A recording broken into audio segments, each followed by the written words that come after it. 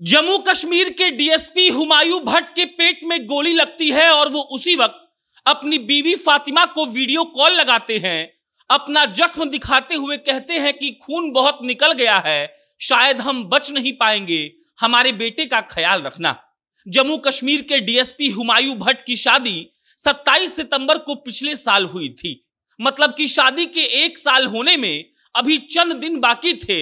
उनकी बीवी ने 29 दिन पहले एक बेटे को जन्म दिया था और 29 दिन का बेटा वो छोड़कर इस दुनिया से चले गए। जम्मू कश्मीर के अनंतनाग में आतंकवादियों के साथ मुठभेड़ में भारत के 4 सैनिक शहीद हो गए हैं।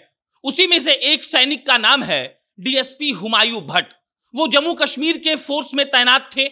2018 में उनकी भर्ती हुई थी, बकायदा परीक्षा निकाला था उन्होंने। और अनंतनाग में जब एनकाउंटर हो रहा था, आतंकवादियों को घेर कर भारतीय सैनिक मार रहे थे, तब उसी वक्त जम्मू कश्मीर के डीएसपी हुमायूं भट्ट के पेट में गोली लग जाती है।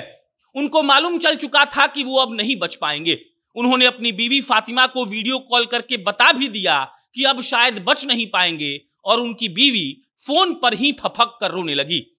हुमायूं भट्ट की सास कहती हैं, हो सकता था मेरा बेटा बच जाए, लेकिन हेलीकॉप्टर को उसका लोकेशन ट्रेस करने में वक्त लग गया और जहां पर घायल होकर हुमायूं भट्ट गिरे हुए थे, वहां पर जो हेलीकॉप्टर था वो समय से नहीं पहुंच पाया। हेलीकॉप्टर पहुंचता है, हुमायूं भट्ट को ले जाया जाता है सेना अस्पताल में और सेना अस्पताल में पहले से ही उनकी बीवी पहुंची हुई थी। हुमायूं भट्ट अपनी बीवी अपने 29 दिन के बच्चे से मिलने के बाद इस दुनिया को अलविदा कहकर चले जाते हैं। हुमायूं भट्ट की तारीफ में लोग कह रहे हैं वो एकदम सच्चे देशभक्त थे। उनको मालूम था कि ऐसा हो सकता है, लेकिन फिर भी वो कभी पीछे नहीं हटते थे। उनको मालूम था कि जो काम वो कर रहे हैं उसमें कभी भी सीने में गोली खाना पड़ सकता है, लेकिन फिर भी वो पीछे नहीं हटते थे। और जम्मू कश्मीर के हुमायूं भट्ट ने अपनी शहादत देकर यह साबित कर दिया कि हर देशभक्त अपने देश के लिए गोली खाने से कभी पीछे नहीं हटेगा। आप एक बार सोचकर देखिए, जिसका 29 दिन का बच्चा हो, जिसकी शादी को 10-12 दिन के बाद 1 साल पूरा होने वाला हो, जब वो इस दुनिया को छोड़कर चला जाता है तो उसके परिवार पर क्या बीतता होगा।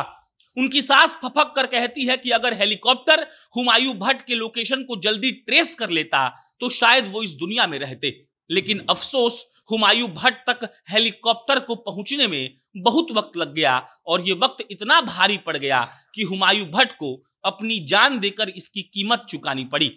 सिर्फ हुमायूं भट्ट ही नहीं, 4 और सैनिक अनंतनाग में शहीद हुए थे। हमने आपको कर्नल मनप्रीत सिंह की कहानी सुनाई थी, हमने आपको आशीष जी की कहानी सुनाई थी और आपको हमने बताया था कि कैसे वो भी घायल हो गए थे और उन्होंने भी अपने प्राण की आहुति दे दी। हुमायूं भट्ट की कहानी इसलिए अलग है क्योंकि जब उनको गोली लगी तब उनको ये समझ आ चुका था कि अब वो नहीं बचेंगे। बकायदा उन्होंने अपने परिवार वालों को उसी वक्त वीडियो कॉल कर दिया, बता दिया कि पेट में गोली लग गई है, चांस कम है कि हम बचेंगे, तुम हमारे बच्चे का ख्याल रखना। हुमायूं भट्ट के घर वालों के हिम्मत की दाद देनी होगी। उनका कहना अभी भी है कि जो 29 दिन का बच्चा हुमायूं भट्ट छोड़कर गए हैं उसको भी वो लोग सेना में ही भेजेंगे, जम्मू कश्मीर में ही पुलिस बनाएंगे। उनको इस बात से तनिक भी डर नहीं है कि उनके बेटे के साथ भी ऐसा हो सकता है जो हुमायूं भट्ट के साथ हुआ। उनको इस बात का फक्र है कि हुमायूं भट्ट ने अपने देश के लिए अपने आप को न्योछावर कर दिया। ऐसी कहानियां हम रोज सुनते हैं, ऐसे लोग हमें रोज मिलते हैं और उन नापाक इरादों वाले आतंकवादियों ने हमारे कई हजार सैनिकों को अब तक ऐसे ही मार दिया है। लेकिन देशभक्ति का जज्बा, अपने देश के लिए कुछ कर जाने का जुनून और अपने देश के लिए मर मिटने का हौसला सिर्फ भारतीय फौज ही दिखा पाती है। हुमायूं भट्ट जैसे उन तमाम सैनिकों को हम नमन करते हैं और आशा करते हैं कि जो 29 दिन का बच्चा हुमायूं भट्ट ने छोड़कर गए हैं, वो इस दुनिया को छोड़कर उसको वो ऐसे ही वफादार निकलेगा देश के लिए, वो ऐसे ही सोचेगा अपने देश के लिए और उसे इस बात की भी डर नहीं होगी कि अगर वो सेना या फौज में जाता है, शामिल होता है, तो उसके साथ कुछ गलत होगा। बाकी आपके क्या विचार हैं कमेंट बॉक्स में बताइएगा। मेरा नाम प्रशांत है। बहुत बहुत धन्यवाद।